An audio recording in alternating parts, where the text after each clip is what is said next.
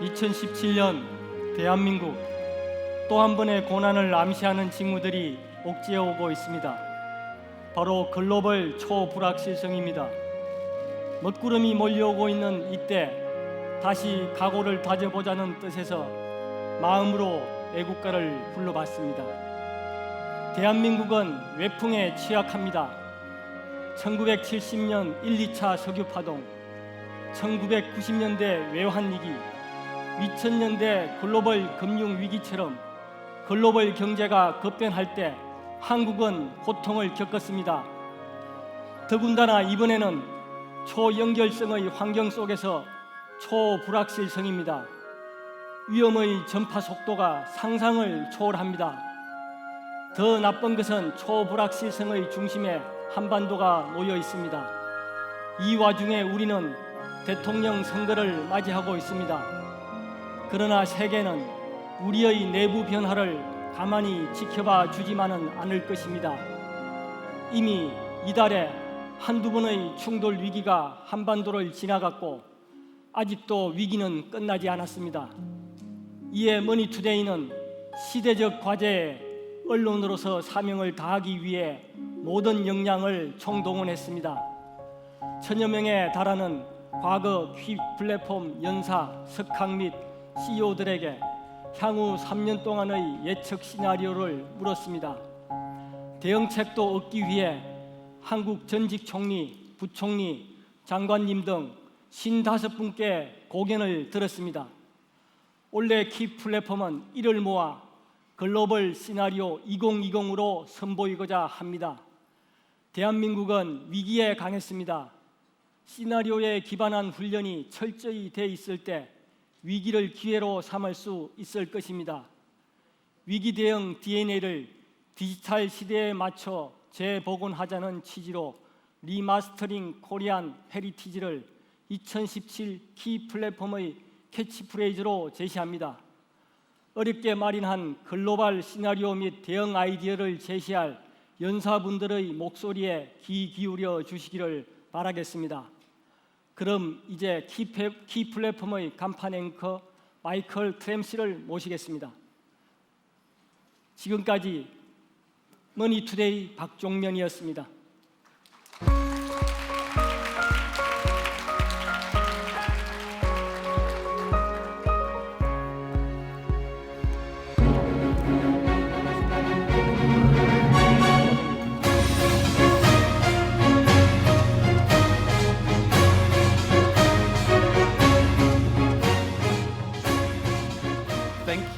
Thank you very much for your kind introduction, CEO Park Chung-myan.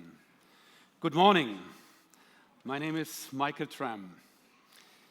Indeed, it's one of the happiest and most exciting days of the year so far to meet you all here in this great conference. Participating with energy, passion, in particular so early in the morning for some of us.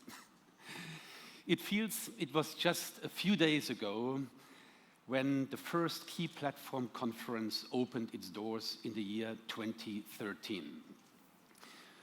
Over the last 25 years or so, when I have participated in numerous conferences around the world in my role as a top management consultant, I was always very impressed by this refined format of the Key Platform, the chosen themes, the deep research made for this conference. Key Platform bears no comparison with other major conferences in the world. And now we are celebrating this year the 5th conference here. Maybe you remember it was the global scenario presented at the very first plenary session that announced the birth of the Key Platform Conference. The 2013 plenary session presentation looked 5 years ahead into the future through scenario planning techniques, and it was featured about 200 media houses around the world. Following the 2013 conference, where we offered an outlook on the external environment, we presented strategies to respond to the era of disruptive business models in the year 2014. In 2015, we proposed to create an ambidextrous organization to execute these strategies. And in 2016, we addressed globalization strategies to respond to the challenges of the digital economy. All these themes, which were always ahead of time, have brought the Key Platform Conference into the international spotlight. This year, Key Platform has come back with a global scenario to offer again an outlook on the future, 3 years ahead from now. The advent of a digital economy, which is known to us as the fourth industrial revolution, has created an irony. It is intensifying the globalization of conflicts at a time when the world is returning to an era of protectionism. We are now in the middle of a great turning point in politics, diplomacy, and even security. We had this decision to Brexit last year in the UK. That was followed by the inauguration of the Trump administration in the US. And it is now followed by the French presidential elections in 2 weeks, and 2 days later, the Korean election and the German federal elections in early autumn this year as well. It is urgent and crucial that countries and companies come up with probable and reliable forecasts on how the future will unfold. I think it's a timely task. I'm therefore very, very interested to see the final version of this year's global scenario. Not just because of the sophisticated completeness of the scenario, which was achieved by conducting interviews with about 100 scholars and a survey of more than 150 experts, both in and outside Korea. This time, I'm also very keen to hear the results because it reflects the perspectives of the famous Heritage Foundation, a very important think tank for the Trump administration in the US. And it is thanks to Anthony Kim, who is delivering the keynote presentation in a moment later. Anthony, participated intensively in the development, in the production, in the evolution of the scenarios through his personal capacity and his deep expertise. Thank you very much, Anthony.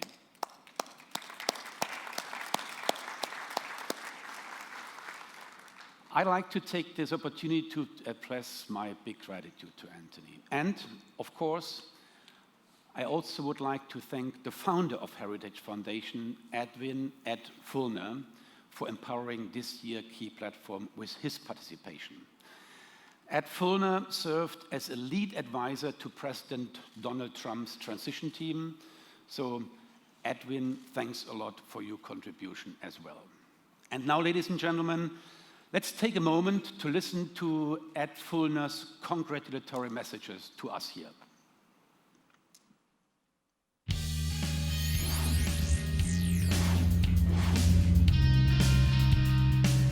It's a great pleasure for me to be with you today to welcome you to the Money Today conference in Seoul. I wish I could be with you in person, but in the meantime, I wanted to thank you very much for everything you are doing in terms of reevaluating the evolving relationship, particularly between the United States and the Republic of Korea.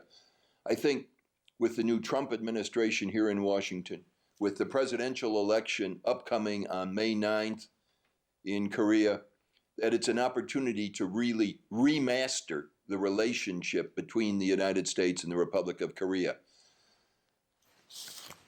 The Trump administration, which I've been pleased to work closely with since candidate Trump, then President-elect Trump, and now the President of the United States, Trump, has shown its own commitment to this remastering of the relationship.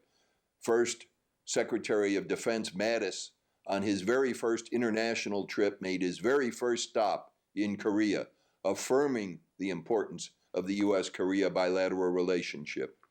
Secretary Tillerson, our Secretary of State, has been to Korea and has expressed his view that this relationship must be reinforced and must be remastered.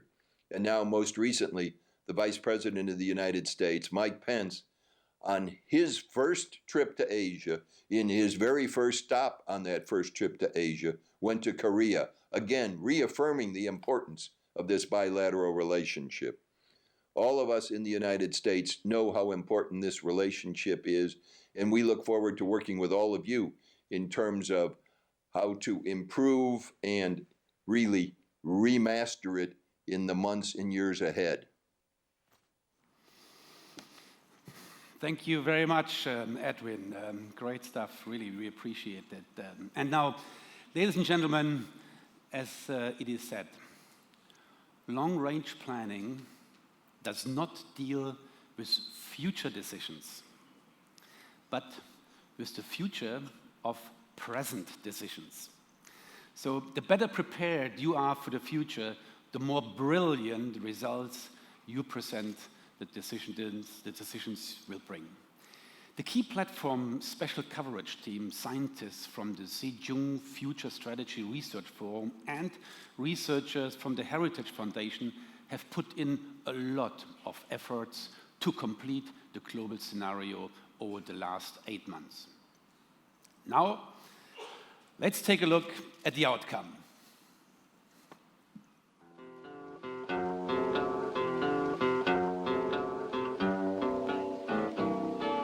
I don't want to set the world on fire.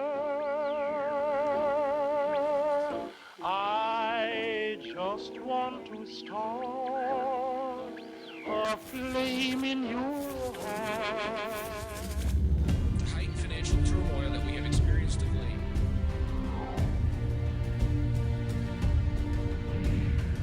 All of the major technology sectors, Apple's under pressure.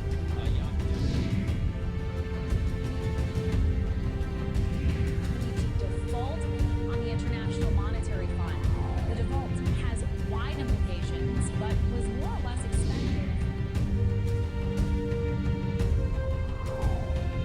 Most serious recession in decades, and that means life.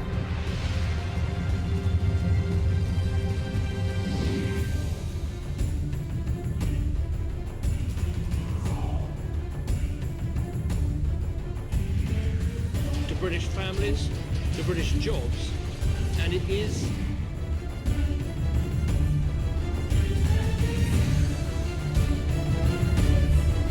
Die Entscheidung der Mehrheit der britischen Bevölkerung zur Kenntnis nehmen, die Mitgliedschaft. The states who remain in the European Union must discuss how to improve.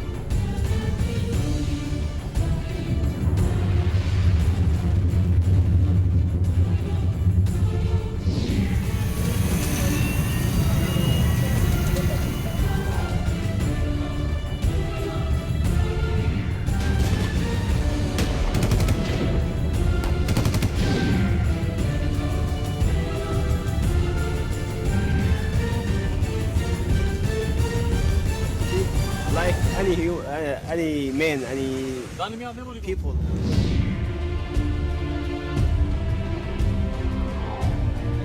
Modliteb a jednoznačně odmítneme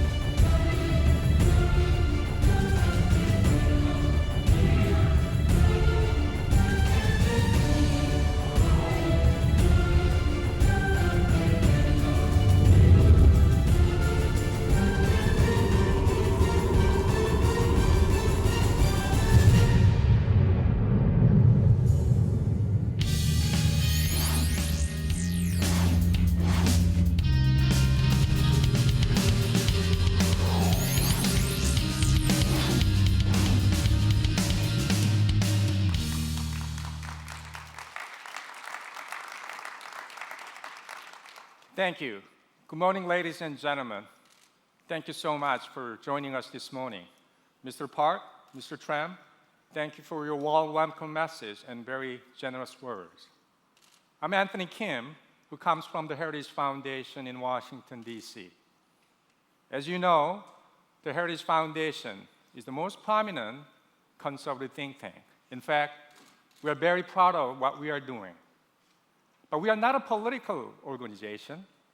We are an organization that is deeply interested in advancing the principled values such as limited government, individual liberty, free enterprise, and strong national defense.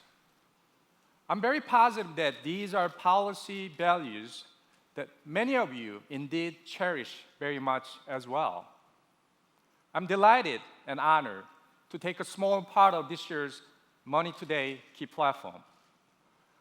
I would also like to reconvey and echo the personal and warm greetings of Dr. Ed Furner, the founder of the Heritage Foundation, to you all. As you have seen it in the message, he wishes the very best for this timely gathering. This year's key platform theme is that Pandemonium 2020, remastering Korean heritage. Indeed, if we are going through a period of turbulence, turmoil, pandemonium, many moving pieces seems to be ahead of us, challenging us more than ever. But I tend to think that seemingly chaotic pandemonium this time presents very unique opportunities for Korea. For that matter, I believe this is a time to embrace what's unfolding to us and really try our best in remastering Korea's capacity. At the Heritage Foundation, we say, without heritage, every generation starts over. Without heritage, every generation starts over. I think that statement is really fitting into this year's key platform conference. It is time to remaster Korea's heritage and spirit of can-do. Someone who deeply cares about Korea once told me that, you know, Anthony, Korea is like the land of morning calm, but afternoon chaos. Morning calm, afternoon chaos. But I think that what that person meant was how dynamic and resilient Korea is. Indeed, the path forward for Korea from now on is not necessarily about left or right. It should be about up or down.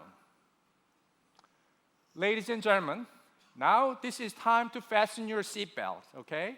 This is a very exciting session. We'll unpack a lot of things confronting us. And from this point on, given the fact that we are doing this timely conference in Seoul, I'll switch my language in Korean. That we're going to work together, really remaster Korea's capacity for a greater future. 제가 실없는 농담 한마디만 드리겠습니다.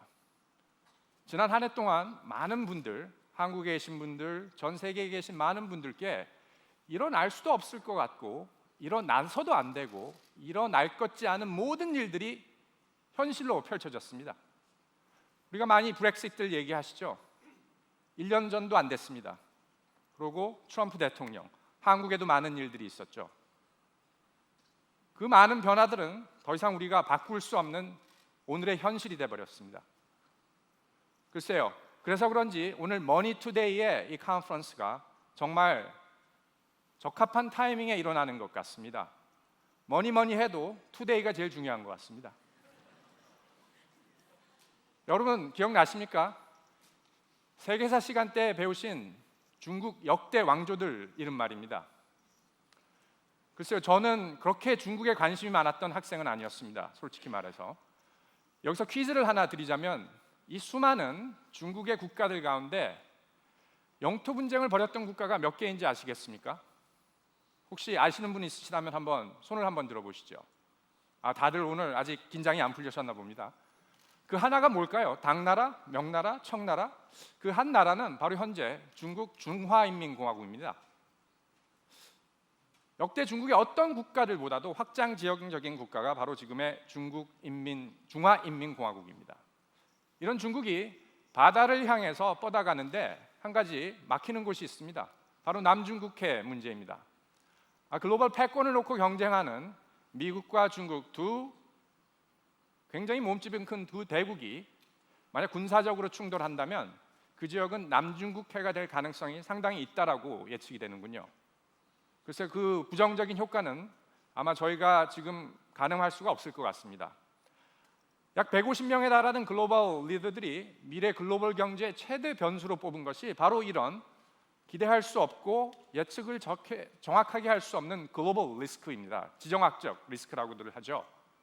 특히 미국 트럼프 행정 이후로 미국과 중국 간의 갈등이 어느 정도 지속되는 것도 사실이고 또 어떤 경우에 있어서는 어떤 형태로 펼쳐질지 모르는 가능성도 배제할 수가 없는 오늘의 상황입니다. 그렇다면 우리가 처해 있는 한반도는 어떤 상황일까요? 많은 분들이 당분간 한국과 북한이 국지전을 치를 경우는 굉장히 낮게 봤습니다. 저도 그렇게 생각을 하고 있습니다. 하지만 중장기적으로 봤을 때는 글쎄요, 북한 문제가 어떻게 실마리를 찾을까요? 물론 많이들 관심을 가지시고 트럼프 행정부의 일거수일투족을 보셨겠지만 모든 것을 테이블에 놓고 북한과 상대하기를 계획하고 있습니다. 그렇다면 군사적 옵션도 당연히 들어가 있는 것이겠죠. 그래서 그런지 항공모함이나 잠수함 같은 것들이 지금 한반도 주변으로도 오고 있고 또 왔습니다.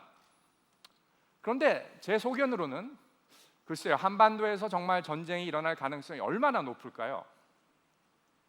그렇게 많이들 우려하셨던 것보다는 4월 위기설 그런 말들도 많았죠. 그런 위기는 상대적으로 적은 게 현실이 아닌가 생각됩니다. 지금 저희가 풀고자 하는 이 방정식은 보기보다는 상당히 전략적인 방정식인 것 같습니다. 자, 그럼 한번 중동 쪽을 살펴보도록 하겠습니다. 여러분 이스라엘의 수도가 어딘지 아시죠? 예루살렘입니다. 그런데 지금 미국의 이스라엘 대사관은 예루살렘이 아닌 텔아비브라는 시리에 있습니다. 왜 그럴까요? 그래서 팔레스타인과 이슬람 국가들을 자극하지 않기 위해서 지금까지 미국이 그 나라의 수도가 아닌 제2의 큰 도시라는 예루살렘에 이스라엘의 미국 대사관을 두었습니다. 미국 의회에서는 주 이스라엘 미국 대사관을 예루살렘으로 옮기는 내용의 법을 1995년 통과시켰죠. 하지만 이 법은 20년 넘도록 집행되지 않고 있습니다. 그 이유는 미국 역대 대통령들께서 집행유예 권한을 통해 법 이행을 6개월마다 연장을 해왔습니다. 그런데 이제 새로운 챕터가 형성이 됐습니다. 트럼프의 등장과 함께 더 이상 이 법의 집행을 미루지 않겠다는 내용이 상당히 대두되고 있습니다. 그래서 미국이 대사관의 예루살렘 이전을 강행한다는 것은 예루살렘 영유권을 주장해온 이스라엘의 손을 들어준다는 얘기죠. 이렇게 되면 많은 일들이 또 생길 것입니다. 이 경우 하마스나 아이시스 같은 이슬람 극단주의 세력이 바로하고 국제적 테러 위험이 커질 가능성이 충분히 있습니다. 이 외에도 중동 지역에는 미국, 이란 핵 협상 파기, 시리아 내전, 수니 시아파 간의 갈등 확대 가능성들을 2020년 그렇게 멀지 않은 미래가 되겠습니다. 중동발 지정학적 리스크로 많이 지적을 하고 있습니다. 중동의 이러한 어려운 상황들은 어제 오늘의 일이 아니죠. 더더군다나 지금 상황에선 시리아 내전이 점점 더 미궁 속으로 들어가고 있는 것도 사실입니다. 사실상 많은 분들께서 미국과 러시아의 대리전을 시리아로 놓고 보고 있는데 이것이 단기간에 해결이 나리라고는 상당히 가능성이 희박해 보입니다. 이러한 지정학적 위치 속에 유럽도 상당히 불안해 보입니다. 첫째는 중동 난민 문제가 있겠죠. 난민 문제는 단지 어떤 난민들의 유입이나 그런 인구의 이동 차원에서가 아니라 정치 사회적 불안을 요구하는 지정학적 리스크들 가운데 가장 큰 요인이 되겠습니다. 왜냐하면 난민 문제가 불행하게도 테러 문제와 밀접한 연관이 지어져 있습니다. 난민들과 함께 불순한 의도로 유럽으로 속속 유입되고 있는 테러리스트들은 이미 자기들만의 네트워크를 많이들 구축하고 앞으로의 공격 가능성을 생각하고 있는 것이 엄연한 사실인 것 같습니다. 글로벌 리더 150명은 앞으로 유럽 지역에서 테러 발생이 계속될 가능성을 50% 이상으로 봤습니다. 난민 문제로 인한 유럽 국가들의 정치 사회적 불안은 강력한 사회 통제력과 민족주의, 국가주의를 표방하는 극우 세력의 득세로 연결이 될 수도 있겠죠. 실제로 지금 진행 중인 유럽에서의 여러 주요한 일렉션들은 이러한 이슈들이 굉장한 일렉션 이슈로, 선거 이슈로 작용을 하고 있습니다. 물론 최근에 있었던 네덜란드 선거에선 이런 것이 발효되지가 않았지만 지금 진행 중이고 있는 프랑스에서의 선거라든지 그런 것들은 아직도 많은 변수와 우려사항이 있는 것도 사실입니다. 그 위에 또 한 가지 브렉시트를 통해서 영국의 변화가 계속되고 있습니다. 어떤 형태의 브렉시트를 할지는 두고 봐야만 알겠습니다만은 많은 전문가들은 3년 내 하드 브렉시트, 그러니까 아주 철저한 브렉시트이 일어날 가능성이 70%에 가깝다라고 전망을 했습니다. 저희 헤리티지 재단에서도 2019년까지는 영국이 단일 경제권인 EU 강세 동맹을 탈퇴하고 조금 더 자유로운 양자간 무역 협정을 체결할 것으로 보고 있습니다. 그 첫 번째는 아마 미국과 영국의 FTA가 아닌가 싶습니다. 또 지금 진행 중인 프랑스 선거에서도 많은 후보들, 특히 장마리 르펜 같은 경우도 EU와 나토에서 탈퇴하겠다는 그러한 과거에는 들을 수 없었던 조금 더 선정적인 공약을 내세우는 것도 사실이고, 그와 함께 프랑스의 프랑화를 부활시켜 유로와 혼용하겠다라는 그런 경제 정책까지도 내놓았습니다. 그럴 경우 유럽은 또 다른 금융 위기에 노출될 수밖에 없는 것이 사실인 것 같습니다. 파운드화 가치가 브렉시트 확정 이후 30%가량 떨어진 것처럼 만약 프랑스가 프랑화를 재도입한다면 가치의 급락이 굉장히 불가치해 보입니다. 이 경우 많은 자금들이 프랑스, 스위스 등의 유로화 자산에 몰리고 프랑스 금융계는 뱅크런 사태를 충분히 맞이할 수 있는 가능성이 있는 것 같습니다. 이와 함께 여러분 작년 미국 선거를 통해서 많이 보셨겠지만 나토 방위 조약에 대한 많은 또 논의가 있었습니다. 분담금 확대를 두고 하는 문제였죠. 그래서 지금은 굉장히 유럽의 중대 변수들이 많이 작용을 하고 있는 것 같습니다. 이미 그로 인하여 나토의 결속력이 어느 정도 영향을 받고 있고, 이미 나토의 한쪽 축을 움직이는 터키가 러시아와 가까워지는 형세가 벌어지면서 나토의 미래가 그다지 밝지는 않은 것 같습니다. 자, 여기까지가 대략적인 지정학적 변수들의 개요입니다. 지금 저희가 말씀드리는 것은 그야말로 과연 전 세계에 어떤 형태의 글로벌적 지정학적 리스크가 있는지를 간단히 말씀을 올렸습니다. 지금부터 글로벌 경제에 대해서 잠시만 살펴보도록 하겠습니다. 여러분 혹시 개미라는 소설 읽어보셨습니까? 이 개미를 쓴 작가는 베르나르 베르베르라는 프랑스 작가죠.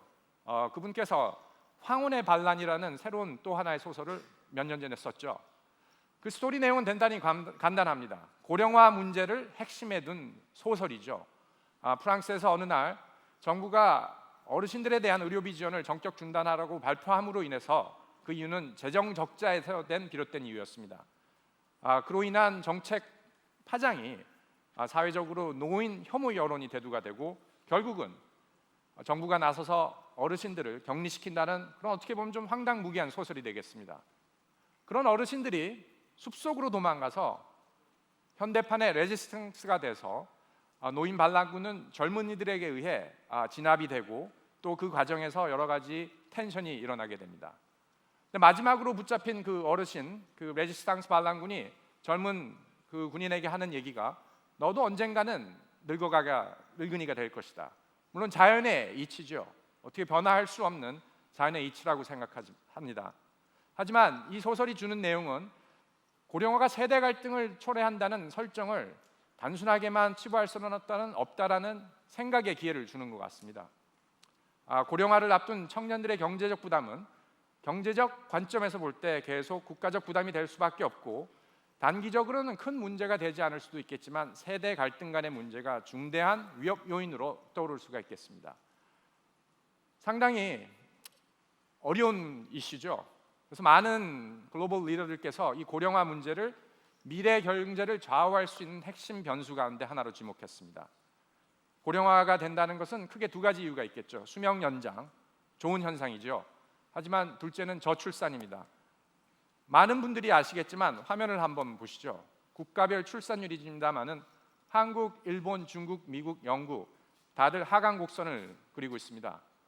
이런 하강 곡선은 앞으로 계속되리라는 것이 일반적인 전망입니다. 유엔의 한 보고서에 따르면 한국도 예외는 아닙니다. 출산율이 2명보다 작을 거라고 그런 통계들이 지금 나오고 있습니다. 합계 출산율은 여성 1명이 낳는 평생 아이의 수를 얘기하죠.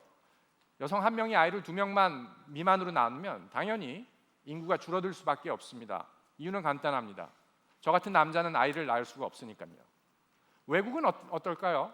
미국, 영국, 독일, 중국, 일본 등 모두 2명 미만입니다. 그러다 보니 사회 노령화 현상이 계속 가중이 되겠죠. 화면을 한번 보시겠습니다.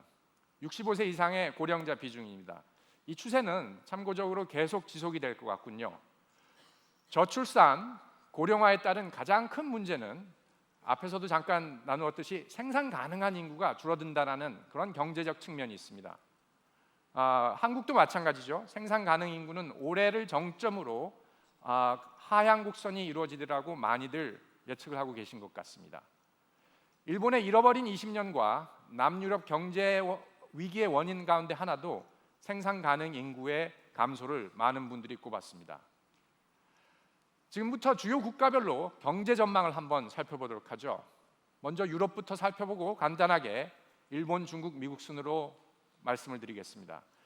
그다지 유럽 전망은 밝은 것 같지가 않습니다. 유럽이 3년 내 재정 위기에서 완전히 탈출하기로는 지금까지의 재정 적자나 여러 가지 부채 또 여러 가지 그런 어떤 퍼블릭 뎃 같은 것을 감소를 한다면 굉장히 큰 것이 사실인 것 같습니다. 일시적으로 진정될 수는 있겠지만 유럽 경제는 다시 악화될 가능성이 굉장히 크게 보이는군요.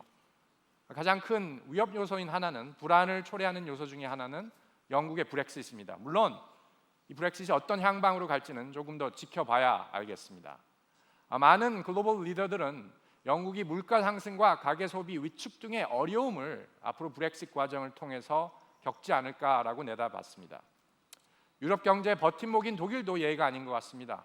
오히려 유럽 재정 위기의 재발인 독일이 트리거를 할 수 있다는 그러한 전망도 있는 것 같습니다. 독일이 물가를 잡으려고 유럽 중앙은행에 금리 인상을 압박할 경우가 있기 때문이죠. 일본은 어떨까요? 일본 경제는 대략 세 가지에 달려 있는 것 같습니다. 바로 엔화 가치의 변화, 고용과 가계 소득, 산업 구조 혁신 성과입니다. 특히 엔화 가치의 향방이 굉장히 중요하겠군요. 수출을 중심으로 하는 일본 경제가 어떻게 살아남을 수 있을지는 엔화 가치가 떨어져야 그 가능성이 터지는 것 같습니다. 여기서 가장 큰 걸림돌로 작용할 수 있는 것이 다시 한번 지정학적 리스크입니다. 지정학적 위협으로 글로벌 경기가 출렁일 때 엔화는 강세를 보여왔습니다. 안전자산의 숙명이라고나 할까요? 글로벌 리더 150명은 2020년까지 전 세계적으로 지정학적 리스크가 높아질 수밖에 없다는 점에서 엔화 가치에 떨어질 가능성을 그다지 높게 보지는 않았습니다. 일본은 실업 문제에서는 상당히 자유로운 것 같습니다. 일본의 실업률은 작년 기준으로 3% 밑으로 그쳤습니다. 그러나 이런 고령화에 따른 생산 가능 인구 감소 때문이지 그렇게 일본 경기가 좋아져서 일어나는 현상은 아닌 것 같습니다. 많은 경제학자들이 일본 경제는 2020년까지 1% 초반 수준의 성장세를 이어갈 것으로 예상을 하고 있습니다. 중국은 어떨까요? 다들 아시다시피 중국은 6% 이상의 경제 성장을 목표로 하고 있습니다. 참고로 작년 중국은 6.7%의 경제 성장률을 이루었죠. 단지 중국은 지금까지 저희가 봐왔듯이 세계 시장의 공장일 뿐만 아니라 세계의 가장 큰 마켓 역할을 하고 있습니다.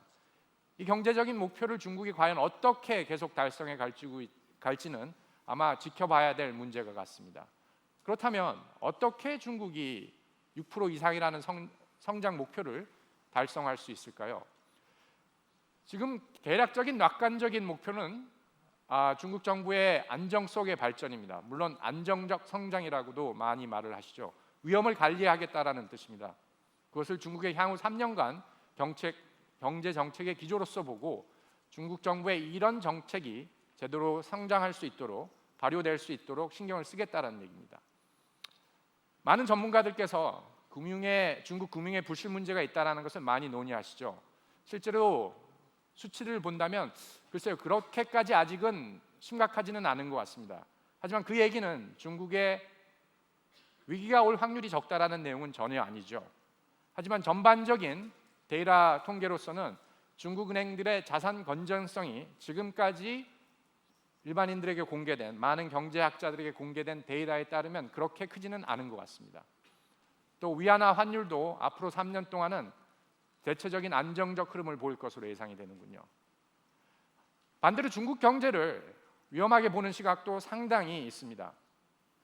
많은 분들이 중국이 6.5%라는 경제 성장을 달성하지 못할 확률을 70% 가까이도 보고 있습니다. 그 이유로는 부채를 가장 큰 요인으로 뽑았습니다. 부동산 거품 붕괴와 금융 리스크가 불거질 가능성도 60% 이상 되는 것으로 많은 전문가들이 내다보고 있습니다. 이러한 자산 거품에 의해서 결국 지금 진행 중인 거품이 꺼지게 마련일 거고, 결론적으로 향후 중국 경제는 중국 정부가 이런 위험한 요인들부터 어떻게 컨트롤을 할 수 있는 여부에 달려 있겠죠. 그것은 단지 중국만의 문제가 아니라 많은 국가들에게 달린 중요한 경제적인 위험 요인인 것 같습니다. 자, 미국을 한번 살펴보기로 하겠습니다. 금리를 올리고 있다는 것은 다들 아마 잘 아시고 있을 겁니다. 역시 금리를 올린다는 것은 미국 경제가 어느 정도 자신감을 회복하고 있다는 얘기겠죠. 대략적으로 지금까지 미국 경제 상황은 좋은 편입니다. 금융위기를 어느 정도 극복하고 지금은 상당히 시간이 걸렸지만 유연한 회복 국면에 드버든 것이 사실인 것 같습니다. 이제 2014년부터 2%대를 유지해온 경장 성장률도 앞으로 2% 이상을 2% 이상을 아마 달성할 것으로 보고, 저희의 시각으로서는 3%에 가까운 경쟁 성장률이 올해 내지는 내년까지 지속이 되리라고 생각을 하고 있습니다. 그러나 트럼프 행정부의 지금 계속 진행 중인 여러 경제 정책들도 우리가 고려를 해봐야 될 것 같습니다. 지금 진행 중인, 지금 생각 중인 이러한 텍스 감세, 세금 감세나 어떤 규제 완화 정책이 정말 시기적절하게 발효가 된다면 3% 이상의, 어떤 경우에는 3.5% 이상의 경제 성장률도 앞으로 3, 4년 안에 일어나지 않을까라는 것이 저희의 예상입니다. 하지만 거기에 가기 위해서는 많은 정책의 싸움이 연결이 될 것 같습니다. 그래서 대략적인 전망은 2019년까지는 3% 수준으로 미국 경제가 성장을 하지 않을까라는 것이 많은 분들의 전망입니다. 자, 그럼 여기서 원달러 환율을 한번 살펴보도록 하겠습니다. 많은 분들이 예측하시기를 2020년까지는 원달러 환율 익스체인지 레이트이 오를 가능성이 높은 것으로 보셨습니다. 달러화가 강세로 간다라는 그런 전망들을 많이 내놓으셨습니다. 그 이유는 미국에서의 금리 인상 때문이겠죠. 미국의 금리가 높아지면 고금리에 이끌린 글로벌 자금이 미국으로 유입되면서 달러화의 값을 끌어올리겠다라는 전망입니다. 재정수지 적대 확대와 같은 달러화 약세 요인도 있습니다만은 달러화 강세를 막을 정도의 변수는 그렇게 크게 되지 않을 것으로 보입니다. 지금 트럼프 대통령이 많은 정책들 중에 무역 정책을 많이 사용하고 있죠. 결국 무역 수지 개선을 위해서 달러와 약세를 유도하려 하겠지만 금리 인상 때문에 그다지 쉽지는 않을 것 같습니다. 그런 와중에 지금 트럼프 행정부가 고려하고 있는 무역과 관련된 정책은 첫째는 무역 장벽을 조금 더 활용하겠다라는 그런 내용이 있고 또 양자 무역 협정에 대한 재조명입니다. 무역 장벽의 경우 막대한 대미 무역 흑자를 기록 중인 중국이 아무래도 쉬운 타겟이 될 것 같습니다. 구체적인 전략은 관세 장벽보다 비관세 장벽을 높이는 그러한 가능성이 될 것으로 풀이가 되고 있습니다. 그러나 단지 무역 정책만으로 모든 정책이 풀리지는 않겠죠. 북한이라는 변수도 있고 또 최근에 보셨듯이 그렇게 단순하게 무역 정책을 무역 정책으로만 또 군사 안보를 군사 안보로만 보는 시대는 이제 지나간 것 같습니다. 무역과 군사 안보가 교차하는 그런 정책의 시대가 된 것 같군요. 트럼프는 이미 TPP에 대한 부정적인 회의적인 입장을 충분히 공명화했고 그 결과로 트럼프 행정부는 TPP로부터의 탈퇴를 선언했습니다. 대략적인 무역 정책의 방향점은 FTA와 같은 양대 협력, 양자 간의 무역을 계속적으로 추구하겠다는 내용이죠. 유럽 국가들과도 EU라는 틀에서 벗어나 양자 간 FTA를 집중할 것으로 예측이 되고 있습니다. 글쎄요, 여러 가지로 지켜봐야 될 상황이 많으시겠지만 올 초를 비롯해서 많은 분들이 한미 FTA, 크로스 FTA에 대한 재협상을 많이 우려하셨죠. 아직도 그러한 우려가 없는 것은 아닌 것 같습니다. 그러나 여기서 한 가지 짚고 넘어가야 할 것이 있다면 그것은 일방적인 재협상이 아니라는 뜻이죠. 얼마 전 미국의 부통령이 한국을 다녀가시면서 한미 FTA는 리폼도 해야 할 것 같고 리뷰도 할 것 같다고 그런 발언을 했습니다.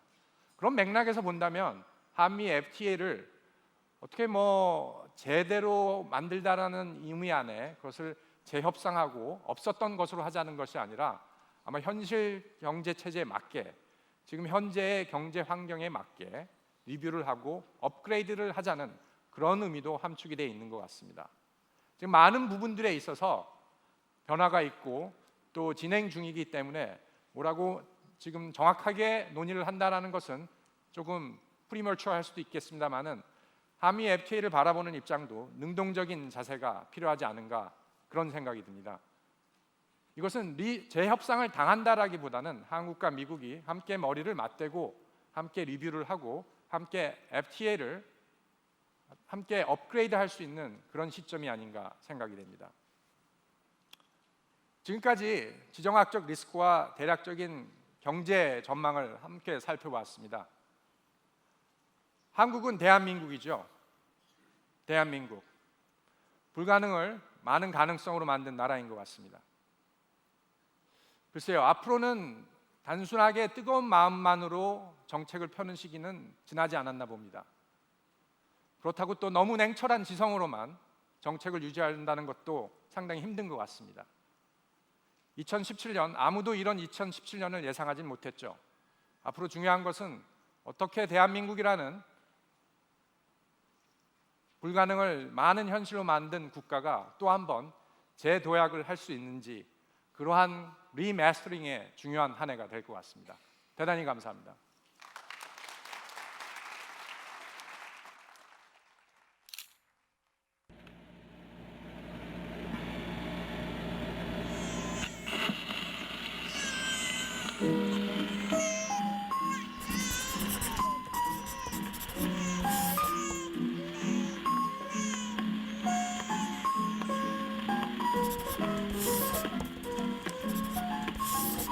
Into each life some rain must fall, but too much is falling in mine. Into each heart.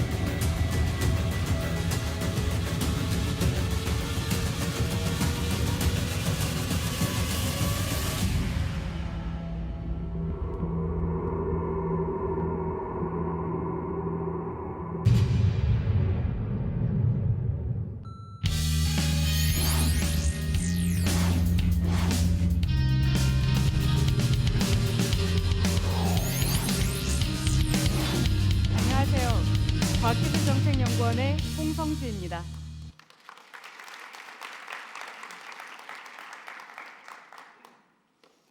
여러분, 17세기 유럽에서 1인당 소득이 가장 높았던 나라가 어딘지 아십니까? 바로 네덜란드였습니다. 네덜란드는 17세기 유럽의 경제 중심지였습니다. 상업과 제조업이 기반이 됐죠. 특히 네덜란드의 조선 기술은 당대 유럽 최고였습니다. 그런데 네덜란드는 언젠가부터 제조업보다 힘을 덜 들이고 돈을 버는 금융과 투기의 달콤함에 취하기 시작했습니다. 많이 알려져 있죠. 온 나라를 투기 광풍에 몰아넣었던 튤립 거품 사태가 그때의 일입니다. 그러는 사이에 네덜란드의 제조업 기반은 와해돼 갔죠. 네덜란드가 오랜 기간에 걸쳐 쌓은 조선 기술은 헐값에 영국으로 넘어갔습니다.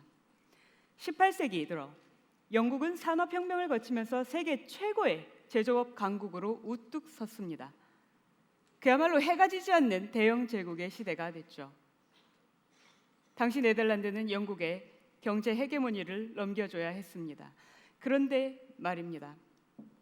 역사는 반복되는 법입니다. 이번엔 영국이 제조업 대신에 금융업에 빠지기 시작했습니다. 영국의 제조업은 어려워졌고 경제 헤게모니는 결국 미국으로 넘어갔습니다. 그런데 미국도 마찬가지로 제조업을 등한시하고 금융에 몰두하던 때가 있었습니다. 그게 바로 2008년 글로벌 금융위기를 초래한 이유입니다. 많은 사람들이 서비스 산업을 육성해야 일자리가 늘어난다고들 합니다. 맞는 말이죠. 서비스 산업의 고용 창출 효과가 더 크니까요. 그런데 제조업이 없이 우리가 서비스업만 가지고 성장할 수 있을까요? 서비스업은 돈을 쓰는 곳인데 그 돈은 어디서 나올까요? 결국 제조업이 다시 바탕이 되어야 합니다. 자, 그런데 문제가 있습니다. 제조업을 키우려면 사람들이 많이 필요합니다. 하지만 앞서 보셨듯이 저출산 고령화 때문에 우리의 생산 가능 인구는 줄어들고 있습니다. 어떻게 해야 할까요? 해법은 생산성에 있습니다. 우리가 경제의 성장을 예측할 때 공급 측면에서 몇 가지 요인들을 고려합니다. 예컨대 노동 투입이 얼마나 늘었느냐, 자본 투입은 또 얼마나 늘었느냐, 총 요소 생산성은 얼마나 향상되었느냐. 생산 가능 인구가 감소해서 노동 같은 요소 투입이 줄어도 우리가 만약에 생산성을 높일 수 있다면 그만큼 경제 성장은 가능하다라고 봅니다. 그렇다면 요소 중심에서 우리가 생산성 중심으로 넘어가야 한다는 얘기죠. 독일, 일본, 그리고 미국이 이러한 생산성 혁명에서 앞장서고 있습니다. 인더스트리 4.0 들어보셨나요? 독일의 산업혁신 전략의 명칭입니다. 제조업에 ICT 기술을 접목해서 공정을 자동화하고 생산의 유연성과 효율성을 극대화하자는 겁니다. 여러분, 독일 기업 지멘스 아시죠? 지멘스는 이런 기술을 이용해 아예 서비스 분야까지 진출했습니다. 자신들의 공장에 적용한 가상 시뮬레이션 기술을 소프트웨어로 만들어서 다른 회사의 서비스 패키지로 팔고 있습니다. 일본의 기업들도 로봇 기술을 중심으로 생산 공정 혁신에 집중하고 있습니다. 미국의 기업들은 사물 인터넷, 클라우딩, 빅데이터, 모바일 테크놀로지 같은 판도를 바꾸는 기술들과 인공지능 기술을 제조업에 접목하고 있습니다. 이런 기술을 이용해 부가가치가 상대적으로 낮은 제조 생산뿐만 아니라 이 제조 생산의 가치사슬을 중심으로 앞뒤에 위치한 연구개발, 디자인, 유통, 마케팅 분야에서도 새로운 부가가치를 만들어내고 있는 것입니다. 여러분, 최근에 대한민국에서 4차 산업혁명이라는 말이 굉장히 많이 나오고 있습니다. 그런데 사실 4차 산업혁명이라는 이름으로 거론되는 기술들은 대부분 10년 전에 나왔던 것들입니다. 이제 이 기술들이 우리 실생활로 들어오기 시작했을 뿐이죠. 이것을 가능하게 하는 게 바로 디지털 경제입니다. 디지털 경제는 쉽게 얘기하면 인터넷을 기반으로 하는 경제를 말합니다. 디지털 경제의 가장 큰 특징은 우리가 비용을 거의 제로에 가깝게 만들 수 있다는 데 있습니다. 보다 정확하게 말씀을 드리면 한계 비용이 제로입니다. 한계 비용이란 제품을 한 개 더 만들 때 추가로 드는 비용을 말하죠. 마이크로소프트의 윈도우 예를 들어볼까요? 여러분, 마이크로소프트의 윈도우를 설치할 수 있는 CD 패키지 가격이 어느 정도인지 아십니까? 우리가 적어도 13만 원은 줘야 합니다. 그런데 마이크로소프트가 이 CD 패키지를 한 개 더 만들면서 들인 비용은 얼마나 될까요? 아마 5천 원도 안 될 겁니다. 이게 한계 비용입니다. 윈도우 한 개를 팔아서 버는 돈에 비하면 사실상 푼돈이죠.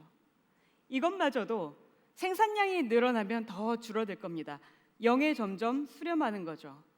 추가 비용이 거의 없으니 물건을 팔수록 마이크로소프트의 이익은 기하급수적으로 늘어납니다.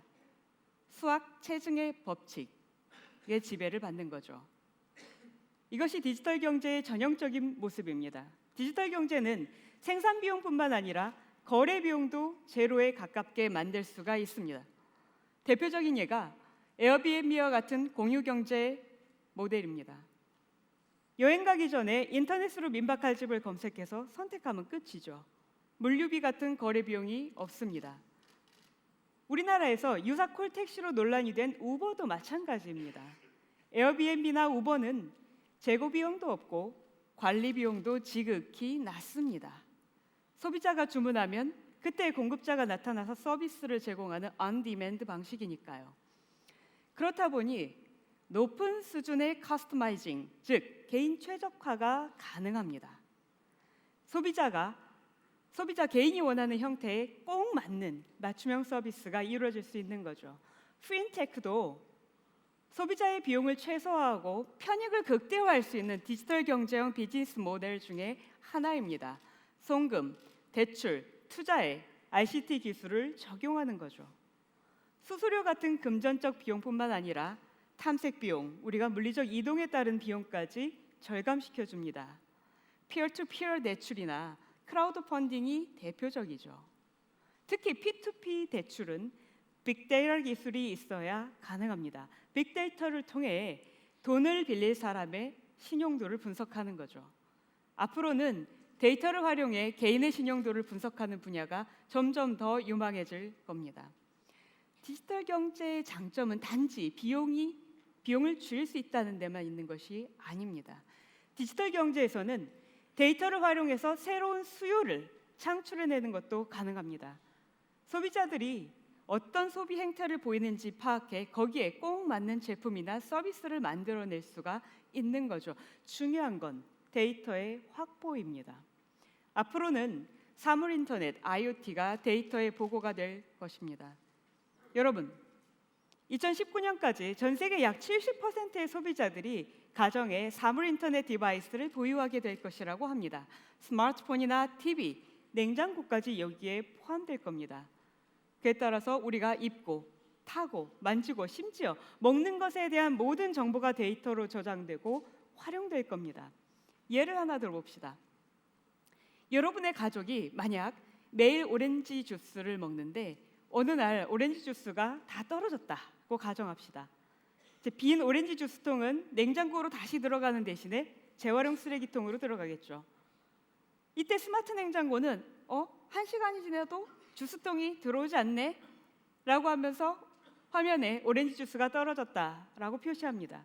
그리고 그 내용은 대형 마트에도 전달돼서 자동으로 이제 여러분의 집으로 오렌지 주스가 배송이 될 수가 있습니다. 물론 결제는 여러분들이 등록해둔 카드로 되겠죠. 소비자 입장에선 깜빡하고 오렌지 주스를 마시지 못하고 하루 이틀 주스 없이 살 수도 있겠죠. 하지만 이런 기술 덕분에 소비자는 별다른 큰 신경 쓰지 않고도 생필품을 주기적으로 공급받을 수 있게 됩니다. 또 대형마트 입장에서는 매출을 조금 더 올릴 수 있게 되겠죠. 즉, 여기서 핵심은 데이터에 관한 한 소비자와 기업의 이해관계가 일치한다라는 점에 있습니다. 소비자는 더 적극적으로 데이터를 내놓으려고 할 것이고 기업은 더 공격적으로 데이터를 확보에 활용하려고 할 것입니다. 결국은 데이터가 거래되는 시장도 출현할 것입니다. 우리의 조사에서 글로벌 리더 150명은 2020년까지 글로벌 차원의 데이터 거래 시장이 생겨날 것으로 예측했습니다. 기업들은 데이터 거래 시장에서 자신들이 확보한 데이터를 팔거나 자신들이 필요로 하는 데이터를 구매하게 될 겁니다. 물론 개인정보 보호 장치가 함께 가겠죠. 자, 그렇다면 데이터 확보, 다음으로 중요한 게 바로 데이터의 활용입니다. 데이터를 얼마나 지능적으로 잘 활용하는지가 앞으로 기업의 성패를 좌우하게 될 겁니다. 이 데이터 활용에 필요한 게 바로 AI, 인공지능입니다. 데이터 분석 알고리즘이죠. 미국의 한 유통업체가 한 여고생에게 출산용품 카탈로그를 보내서 화제가 됐던 그런 뉴스가 있습니다. 그 여고생의 부모가 유통업체에 항의하고 난리가 났죠. 그런데 결국은 이 여고생이 사실은 임신했고 이를 부모에게 숨겨왔다는 사실이 드러났습니다. 그 유통업체가 여고생의 임신 사실을 어떻게 알았을까요? 이 여고생이 유통업체에 주문한 제품들이 임산부들이 많이 찾는 제품들과 겹쳤던 겁니다. 무서운 세상이네요. 여러분, 가상물리 시스템이라고 들어보셨나요? 사이버 피지컬 시스템, 줄여서 CPS라고 부릅니다. 일종의 공장에서 일어나는 혁신 기술인데요. 고객 개개인의 주문 사항에 따라서 심지어는 즉각적으로 공장 라인을 바꿔 제품을 생산하기까지 합니다. 사이버 세계에서 정확하게 시뮬레이션을 해본 뒤에 현실 세계로 적용하기 때문에 오류가 거의 없습니다. 인공지능으로 운영되는 스마트 공장인 셈이죠. 외국에선 이미 이 기술들이 실제로 적용되고 있습니다. 제너럴 일렉트릭의 프레딕스 플랫폼을 활용한 브릴리언트 팩토리, 지멘스의 암베르크 공장이 그런 대표적인 사례입니다. 이를 통해서 제너럴 일렉트릭은 제품 개발 사이클을 20% 단축했고 지멘스는 생산성을 30% 향상시키는 성과를 거뒀습니다. 지금은 사람이 중간에 개입을 해서 의사결정을 해줘야 되지만 2020년이 되면 아예 사람이 개입하지 않고도 인공지능이 독자적으로 데이터를 토대로 의사결정을 해서 공정을 바꾸는 그런 수준까지 갈 것으로 예측이 됩니다. 물론 그러려면 공정의 모듈화가 이루어져 있어야 하겠죠. 특히 수요가 빠르게 변하고 공정 변화가 용이한 가전, 자동차, 기계 분야는 스마트 공장으로의 전환 속도가 상대적으로 빠를 겁니다. 소비자들의 취향과 소비 행태가 하루가 다르게 바뀌는 초불확실성의 시대에 스마트 공장 기술은 머지않아 선택이 아닌 필수가 될 겁니다. 자칫하다 글로벌 경쟁에서 대한민국이 밀릴 수도 있는 만큼 대한민국에서 대단히 진지한 접근이 필요한 대목입니다. 다음으로는 정용환 교수님을 무대로 모시고 우리의 글로벌 리더 150명이 전망했던 기후변화와 에너지 산업의 미래에 대한 이야기를 이어가도록 하겠습니다. 감사합니다.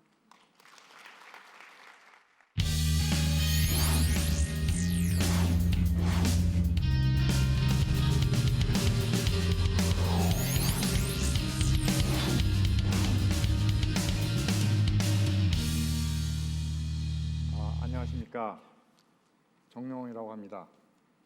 제 뒤에 있는 이 사진이 무슨 사진인지 아십니까?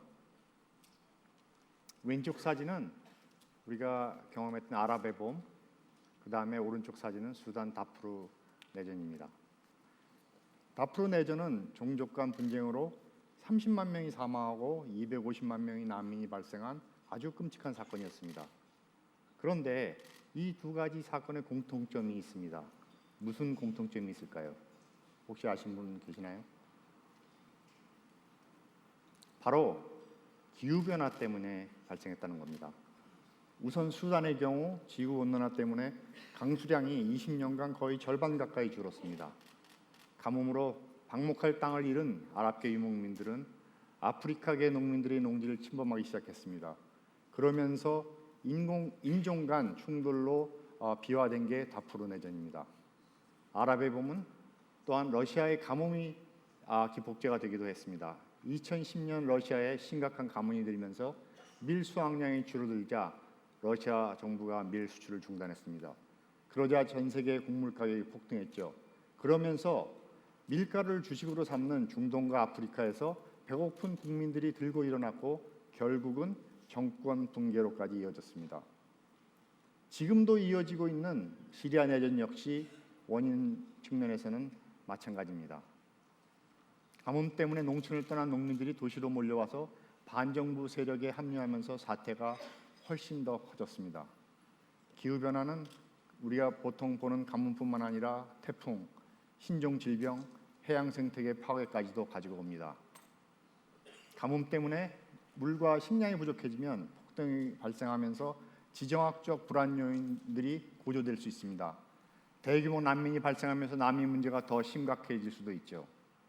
이런 기후 변화 문제에 대해 대응하기 위해 전 세계가 온실가스 감축을 약속한 게 바로 재작년인 2015년 되고 작년 초에 발효된 파리 기후변화 협약입니다.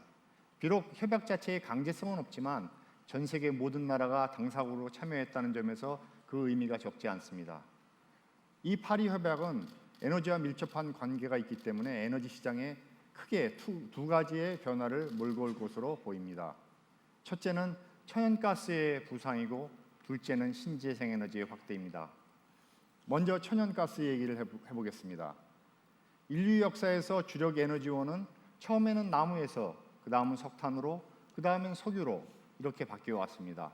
그럼 그 다음 주자는 과연 무엇일까요? 그 다음 주자는 자연스럽게 천연가스가 될 것으로 보입니다. 또 하나의 큰 에너지 혁명이 우리한테 다가오고 있습니다. 당장 파리 협약 때문에 화력 발전 연료는 기존의 석탄에서 온실가스 배출량이 상대적으로 적은 천연가스로 대체될 수밖에 없습니다. 미세먼지가 심각한 우리나라에서 그런 변화가 특히 빠르게 이루어질 것으로 보입니다. 석탄 발전의 미세 배출량은 가스 발전의 무려 1880배에 달합니다.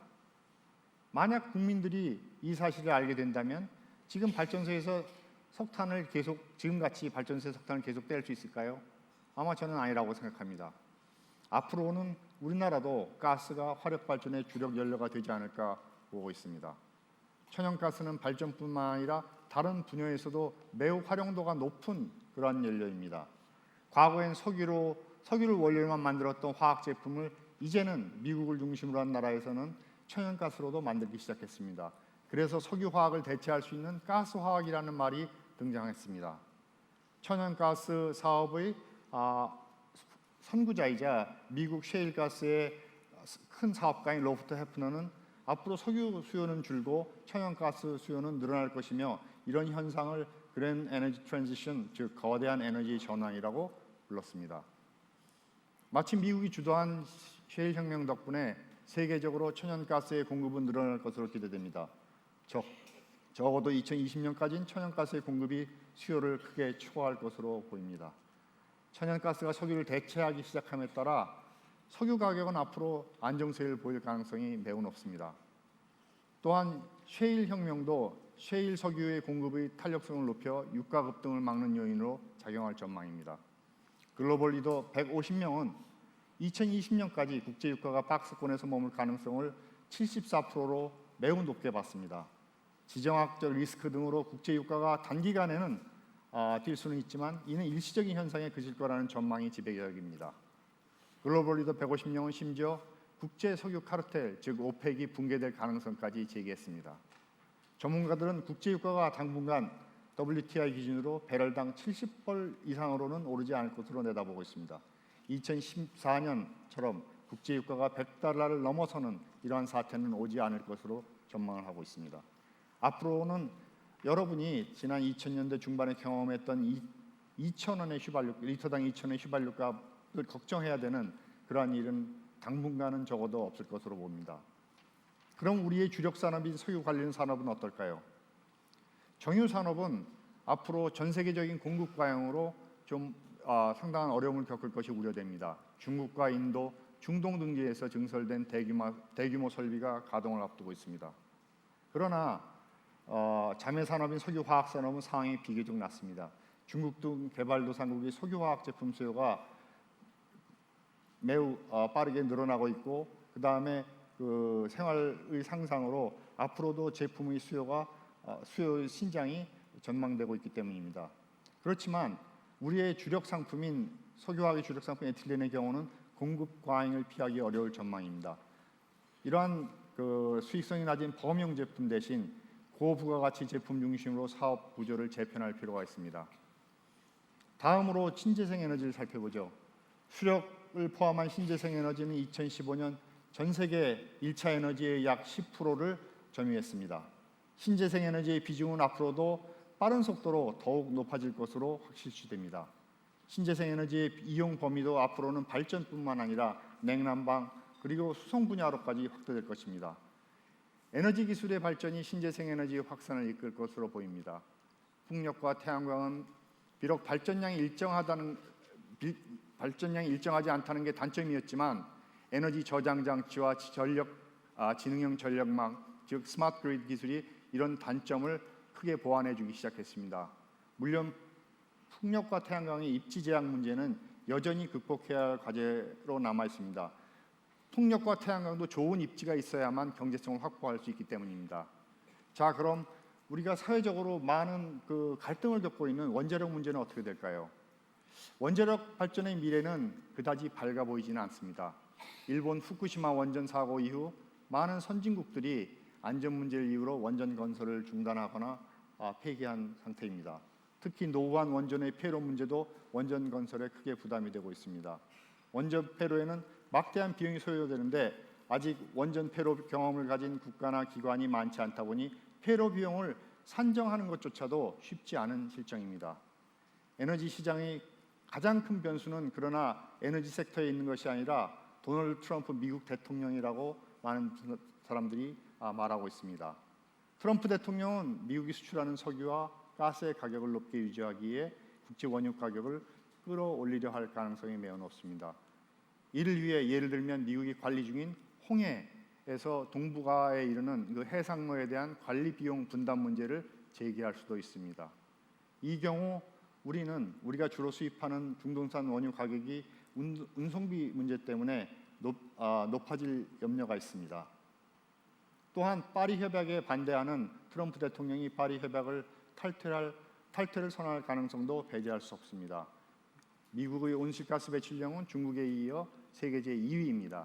이런 미국이 만약 파리 협약에서 이탈을 한다면 사실상 파리 협약의 무력화로 이어질 수 있습니다. 글로벌 리더 150명은 2020년까지 파리 협약을 둘러싼 미국의 전략적 모호성이 증대된 가능성을 76%로 높게 내다봤습니다.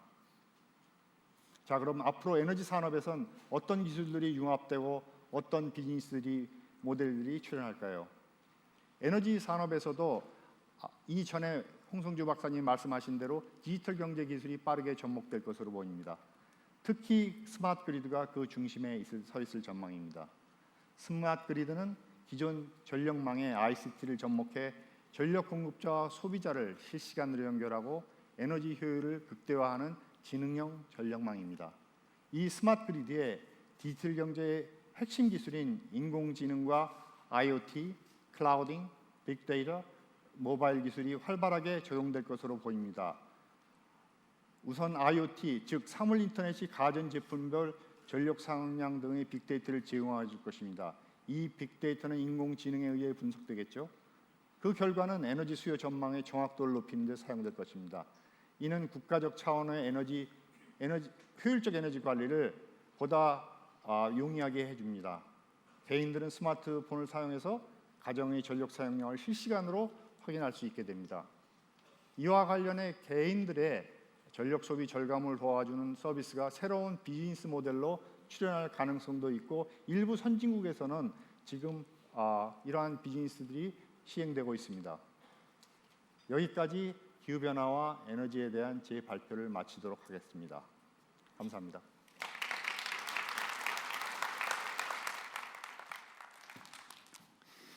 Yeah, ladies and gentlemen, dear friends, so far we have heard from our researchers Anthony Kim, Dr. Hong Sung Ju, and now Professor Jong Young Han. Let's give them a big hand of applause. Thank you very much for your insights.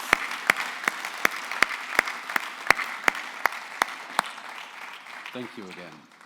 So you guys, you felt these talks have been a bit long, right?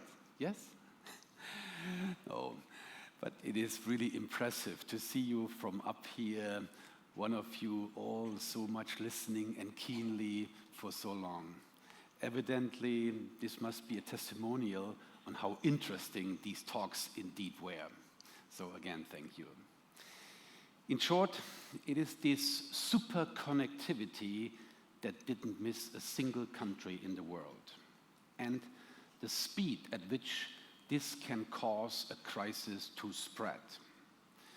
The uncertain future where the ever-growing geopolitical crisis could lead to global pandemonium in a matter of a fleeting moment.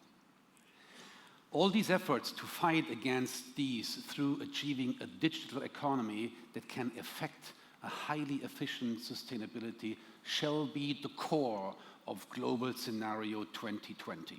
And by 2020, we will notice that our joint efforts to manage the climate change, as well as our efforts at sustainable energy, industrialization, and the digitalization of our energy industry shall indeed be our homework. South Korea is simply barred against these influences of the external environment. Therefore, it will be necessary to learn of all possible scenarios from the political, social, and economic leaders in order to ward these off should they ever actually materialize. In this spirit, we relayed the Global Scenario 2020 to the candidate Moon Jae-in of the Democratic Party, as well as to the candidate Ahn Cheol-soo of the National Party. In response, despite their hectic schedule these days, both candidates sent us their personal comments on the global scenario. We liked to analyze together with you today here their comments, but to our great regret, there has been an interpretation that hearing them today here, getting their comments here today on stage, could potentially violate the election law of the Republic of Korea. Too bad, but therefore I would like to wrap up their sessions by simply sharing with you, the audience, the gift of the candidates' comments. We hope you, the audience, excuses us for that. So, candidate Moon Jae-in has had some special acquaintance with Money Today and therefore conveyed us a congratulatory message. 반갑습니다. 문재인입니다. 2017 키 플랫폼 개막을 진심으로 축하드립니다. 아울러 뜻깊은 행사를 준비해 주신 머니투데이 미디어 관계자 여러분께 감사드립니다. So the candidate, in fact, foresaw that our global scenario 2020, which incorporate a dense material such as those of voting results of the 115 global scholars, shall serve as a compass for the crisis management of South Korea. Furthermore, Moon Jae-in noted that should he become in charge of leading this nation, he would actively refer to the global scenario and reflect its contents in his policy. Additionally, he wrapped up his comments by suggesting that he would try his best to redeem South Korea for its previous backsteps in this age of digital competition and make South Korea leading the world. As far as for candidate Ahn Cheol-soo, he told us that he read the part about our view of the digital economy with particular interest and deep impressions. He complimented that via our global scenario, he could seek a path to South Korea's successful future. So thank you very much, Ahn. And candidate Ahn Cheol-soo comment that our scenario helped people realize that the base of a digital economy are essentially education, which fosters creative people thinking, a strong infrastructure technology, as well as the innovation of an industrial structure that enables a fair competition. Deeply moved by the critical statement in the beginning of the scenario, which said, also a country succeeded, its citizens are not happy, we prepared the summary of the candidates' comments with a high hope that the era, which indeed invites its citizens into its pictures, opens up. We thank both candidates for sharing their view with us amidst their hurried schedule where a mere minute is critical. And as I said at the beginning, actually they put their comments into nice video clips, and it's really such a pity that we couldn't show you that this morning. But I promise, we will post these clips up on our key platform website right after the election. So, now, what do you think the global scholars are saying about our global scenario 2020? Well, let's see. Before we come to that, let's now have a coffee break, and we will hear from them right afterwards. Thank you very much for your attention so far. And now a coffee break. We see you again in 10 minutes. Thank you.